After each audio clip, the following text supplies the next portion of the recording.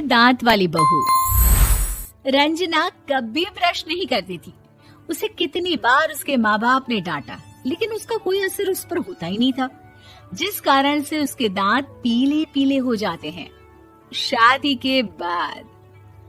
अरे बहू, वैसे तो तुझ में कोई कमी नहीं है, पर तेरे दांत इतने पीले कैसे हैं बेटा?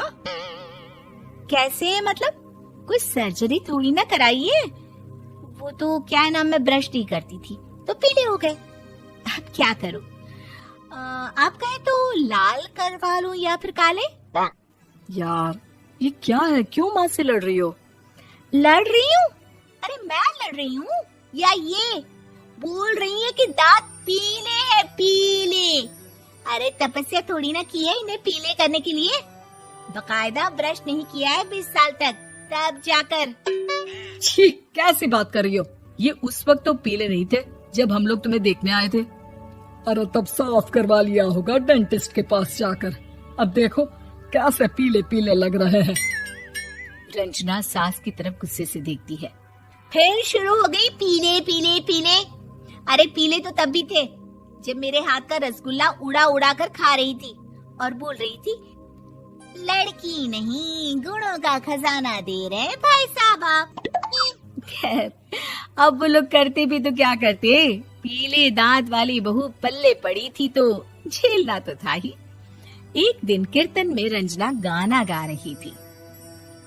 अरे कमला बहन, माँ का द्वार है, यहाँ तो सब शुद्ध होकर आते हैं, फिर अपनी बहू को ब्रश भी नहीं करवाती तुम। दूर से पीले पीले दांत भक्ति में बाधा उत्पन्न कर रहे हैं। अरे कोई 2 साल के बच्चे थोड़ी ना लेकर आई हूँ मैं बहू बनाकर। अच्छी खासी लड़की है, अरे कैसे करवाऊं ब्रश? ये तो उसे खुद करना चाहिए ना। अब माँ बाप तो इसके जैसे तैसे निपटा दिए, ये नहीं सोचा कि सास कैसे संभालेगी। सास बहू को लेकर घर आ जाती है, लेकिन सोच लेती है कि अब इसे लेकर कहीं नहीं जाएगी। अगले रोज बहू कहती है, अरे क्या हो गया, मंदिर नहीं जाना क्या? कीर्तन का वक्त हो रहा है। मेरी मधुर वाणी से कान्हा जी जागते हैं और सोते हैं। आप तो जानती है ना उनकी भक्ति में कितना मन लगता है मेरा। वो क्या है ना, तबीयत ठीक नहीं लग रही है मेरी, आराम करूंगी मैं। तबीयत ठीक नहीं लग रही? अभी तो मिथुन के गाने पर नाच रही थी आप, और अब बोल रही है कि तबीयत ठीक नहीं लग रही। अरे भक्ति में मन लगा लो सासू माँ, ऊपर जाना है, क्या मुंह दिखाओगी आप? हाँ? सास को बहू की बात पर गुस्सा आ जाता है। मैं क्या मुंह दिखाऊंगी, इसकी चिंता तो ना कर, समझी? अपने मुंह की चिंता कर, जो ये पीले पीले दांत लेकर हर जगह पहुंच जाती है। पता है लोग कितना मजाक बनाते हैं। ना जी ना, मैं नहीं जाना कहीं तेरे साथ। तो ये बात है। कोई ना, मत जाओ, मैं अपने कमरे में ही बैठकर भक्ति कर लूंगी। ऊपर वाला दांत थोड़ी ना देखता है, मन देखता है, भावना देखता है। और अरे बस बस, तू सब कुछ दिखा, बस ये सफेद चमकदार दांत ना दिखाना किसी को, है? जा यहाँ से। बहू को सास की बात का कोई फर्क नहीं पड़ता, वो तो जैसी थी वैसी ही रह जाती है। सुबह नहाकर किचन में खाना बनाना, फिर खाना खाना, कीर्तन भजन करना और सो जाना। एक दिन, माँ जी मैं सहेली के घर जा रही हूँ, शाम को लेट आऊंगी। हाँ, तो जाना, मैंने कौन सा तेरी आरती करनी है घर पर बैठकर। रंजना सहेली के घर जाती है, जहाँ वो पार्टी में जाने की तैयारी कर रही होती है। अरे शिखा, कहाँ जाने की तैयारी कर रही है? मैं गलत वक्त पर आ गई क्या? अरे नहीं यार, उल्टा सही वक्त पर आ गया। मैंने ये साड़ी और ज्वेलरी निकाली है यार, शाम को इनके ऑफिस की एक पार्टी में जाना है। बताना कैसा लग रहा है ये सब?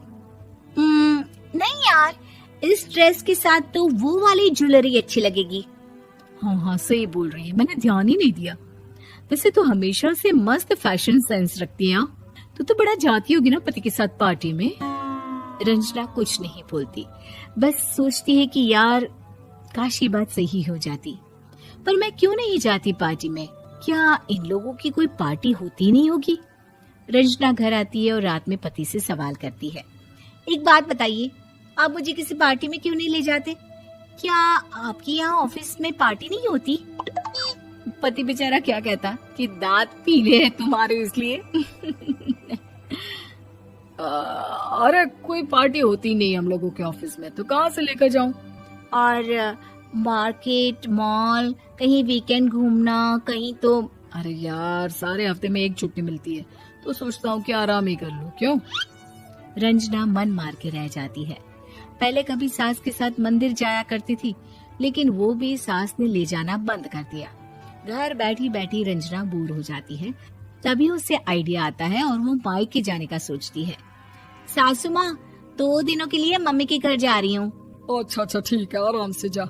और हाँ, माँ से कुछ अच्छी आदत सीख कर आना कि कैसे शरीर के हर भाग की तरह दांतों की सफाई भी जरूरी होती है, समझी? शुरू हो गई ना आप। वो लोग आपकी तरह नहीं है कि छोटी छोटी बात का बतंगड़ बना दे। उन लोगों के लिए मैं मायने रखती हूँ, ना कि मेरे पीले पीले दांत। रंजना माँ को बिना बताए उन लोगों को सरप्राइज देती है, लेकिन जैसे ही वो दरवाजे पर पहुंचती है, अंदर देखती है कि घर वाले कहीं जा रहे होते हैं।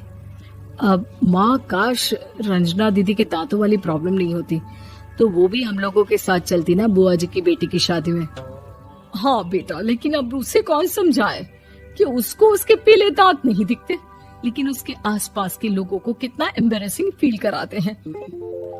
मुझे तो कितनी बार उसके स्कूल की टीचर ने शिकायत की कि उसके साथ कोई लड़की बैठना भी नहीं चाहती, और ना ही कॉलेज में कोई उससे बात करना चाहता था। लेकिन पता नहीं क्यों उसे ये बात समझ में ही नहीं आती। कोई कमी नहीं है उस लड़की में, बस यही कि दांत पीले हैं। वो तो भला हो जीजाजी और उनकी माँ का, जो दीदी को जैसी है वैसे ही रखा हुआ है। रंजना को अपने घर वालों की बात सुनकर बहुत दुख होता है।